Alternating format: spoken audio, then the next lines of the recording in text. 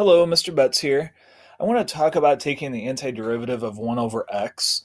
So in the previous video, I talked about that the antiderivative involves the natural log because we have a derivative rule that says that the derivative of the natural log function is 1 over x.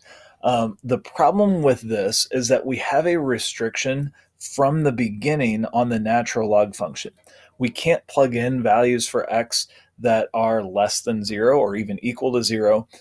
So the domain of the natural log function is just x values greater than 0, which means that this expression right here works for x values greater than 0, and we don't have any issues with it.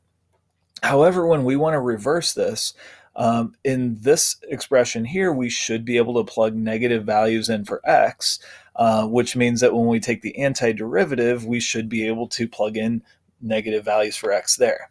So what we're going to do is we're going to use the symmetry properties of the 1 over x function, and note that it is an odd function meaning that if we plug in a negative value for x, we get the opposite of the positive value for x. So for example, if we plug in 2, we get 1/2.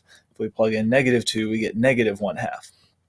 And an odd function is symmetrical about the origin, or in other words, it's a 180-degree rotation about the origin.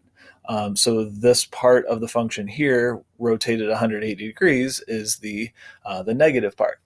Because of that, the slope at x equals 2 is the same as a slope at x equals -2.